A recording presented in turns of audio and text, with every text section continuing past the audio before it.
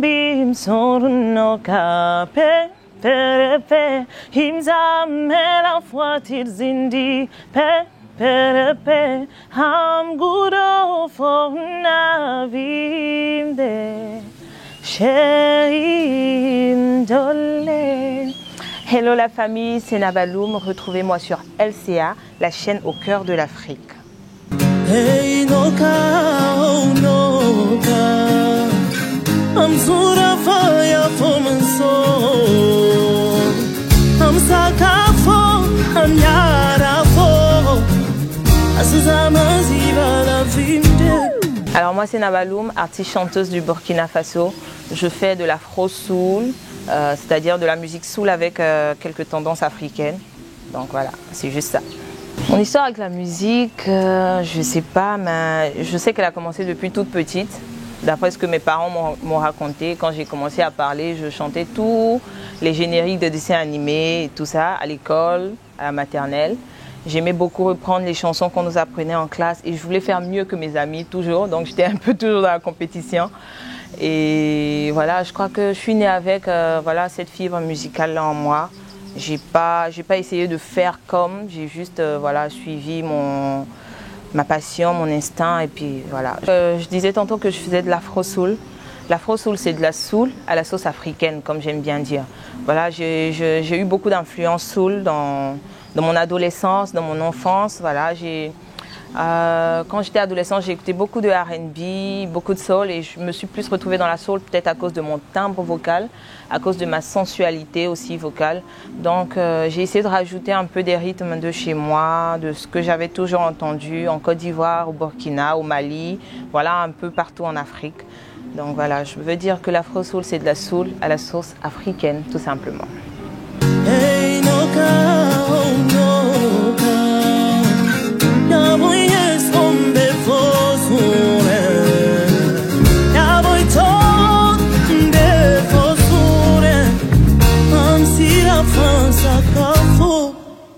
j'ai un album Saké qui est sorti en juillet 2018, donc il y a 2 ans bientôt. Et avant Saké, j'ai sorti un EP en 2016, voilà, qui comportait le titre Mniama qui a été un succès, voilà, tout simplement. Alors dans mes chansons, j'aborde un peu mon vécu et puis un peu de tout ce que je vois autour de moi en tant que jeune femme africaine, en tant qu'artiste aussi, voilà, en tant que black surtout. Parce que j'aime bien ressortir le fait que je suis noire, c'est une fierté. Notre couleur de peau, c'est une bénédiction. Donc j'essaie toujours de la mettre en valeur dans tout ce que je fais. Voilà, j'aime beaucoup le naturel et on le sent dans ma musique que je n'aime pas trop le superficiel. Et j'essaie de ressortir aussi des problèmes que les femmes vivent au quotidien, que ce soit au Burkina, en Côte d'Ivoire, au Rwanda ou en Afrique du Sud. Voilà, et je parle aussi de la scolarisation des jeunes filles, voilà, parce qu'on est encore au stade où beaucoup de jeunes filles ne vont pas à l'école juste parce qu'elles sont des jeunes filles. Et je parle d'amour, je parle d'espoir, parce que sans espoir, je pense que la vie n'aura pas de couleur. La musique aussi est censée transporter beaucoup d'espoir, de force et de courage. Donc voilà, c'est un peu de tout ça que je parle dans mes chansons. I'm black, yeah, yeah, yeah, oh, oh, oh, yeah, and I'm proud, yeah, yeah, oh, oh, oh, yeah. Alors je viens d'une famille où les études c'est vraiment important. Donc j'ai dû étudier, j'ai toujours aimé faire de la musique, je participais à des concours de chant, ça et là. Mais la seule condition pour que je fasse de la musique, et c'était même pas une condition encore, voilà, j'avais pas pu encore défendre réellement ma passion de vouloir faire de la musique un métier. Donc je veux dire que j'ai étudié, j'ai eu un diplôme, j'ai eu un master et tout ça avant de commencer une carrière artistique. Et entre la musique et les études, il y a forcément quelque chose. Les études, ça n'apporte pas que de travailler dans un bureau, ça apporte aussi de pouvoir s'assumer, de pouvoir savoir où on va, de savoir où on vient et de se fixer un objectif précis, de se donner les moyens de l'atteindre. Je conseillerais à tous les passionnés de musique qui veulent embrasser une carrière musicale de se donner aussi des chances, voilà, au niveau études, de poursuivre leurs études jusqu'à ce qu'ils se disent, voilà, j'ai quand même les bonnes bases pour pouvoir faire autre chose. Les études, c'est toujours important, ça sert toujours. Voilà, il ne faut jamais abandonner les études pour faire autre chose. C'est le conseil que je peux donner. Voilà, moi, j'ai eu un master en gestion à l'université de Cocody à Abidjan, voilà, avant de venir commencer ma carrière professionnellement. Moi, j'aime dire que nous, on fait ce qu'on a à faire, on travaille. Dieu nous donne des dons pour qu'on les exploite, mais c'est lui qui décide où ces dons nous emmènent. Voilà, c'est Dieu qui décide où ces dons nous emmènent et ce qu'il veut qu'on fasse, où on le fasse, et c'est lui qui sait. Donc, le Burkina, je pense que c'est un appel, parce que au départ, je n'avais pas pensé commencer de la musique, faire de la musique au Burkina. Franchement, je me disais venir dans mon pays, faire d'autres choses peut-être. Mais en fait, à la base, je faisais des concours de chant juste voilà, pour essayer des choses, pour montrer au monde aussi que voilà, il y a une jeune dame quelque part ici qui a une voix à faire découvrir. C'était pas forcément pour faire de la musique professionnellement. Mais je pense qu'une chose entraînant une autre, naturellement c'est venu comme ça. J'ai participé à un concours de chant où Alif Naba m'a remarqué et il a voulu travailler avec moi. Donc ce qui m'a fait venir au Burkina, mais avec joie et avec plaisir parce que j'ai toujours voulu faire des choses dans mon pays, pour mon pays. Donc je suis venue au Burkina pour embrasser cette carrière artistique-là et voilà, ça a donné ce que ça donne maintenant. La principale difficulté, je pense que ça a été de laisser ma famille derrière moi et de venir au Burkina. C'est pas facile, voilà, c'est comme aller en aventure quoi. Mais bon, ici j'avais mes frères burkinabés, donc voilà, c'est pas si facile. Mais quelque part, je pense que l'intégration au Burkina, c'est pas si évident que ça. C'est pas si évident, voilà. On nous appelait les diaspos, c'est ici que j'ai découvert ce mot-là.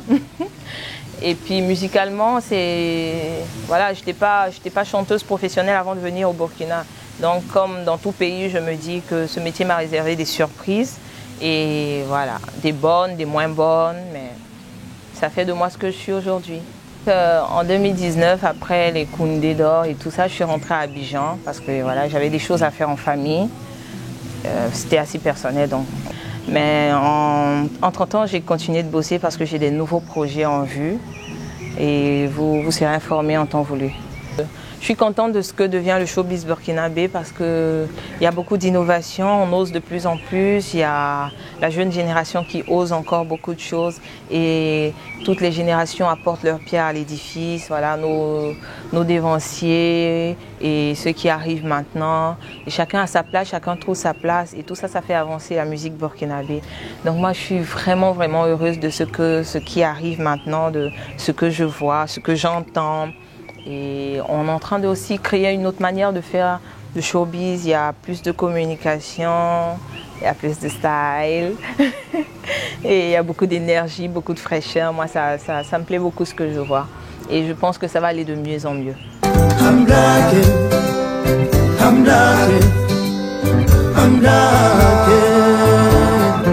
Voilà pour la petite anecdote. Je faisais des allers-retours au Burkina, entre le Burkina et la Côte d'Ivoire, pour enregistrer mon EP, voilà. Et je viens en septembre 2015 et je tombe sur un soi-disant coup d'État. Donc le jour où j'arrivais, c'était le jour où il y a eu le coup d'État. Donc le pays était sans dessus dessous, tout le monde courait et moi j'arrive.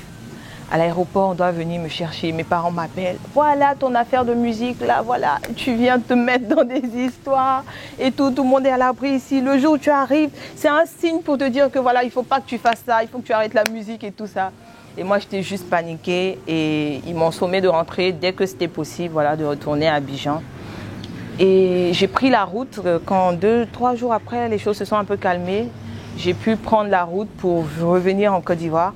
Et arrivé à Bobo Dioulasso, quelque chose m'a dit, tu ne te retournes pas, tu es venu pour faire quelque chose, tu le fais avant de retourner.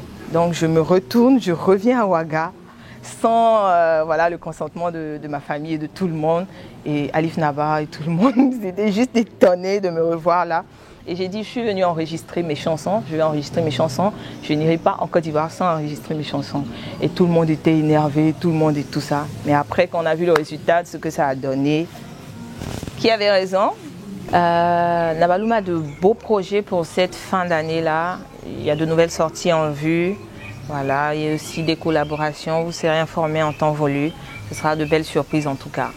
Ne vous inquiétez pas, je ne vous ai pas oublié, je suis là et je reviens avec beaucoup de force et d'énergie. À tous les fans de Nabaloum, Je voudrais vous dire que je vous aime énormément. C'est grâce à vous si je suis là et avec vous, je vais encore faire mieux. Restez connectés, il y a de belles choses en vue et prenez soin de vous en cette période de Covid-19. Faites attention, respectez les consignes et restez connectés pour les nouveautés à venir. Prenez soin de vous, que Dieu vous garde.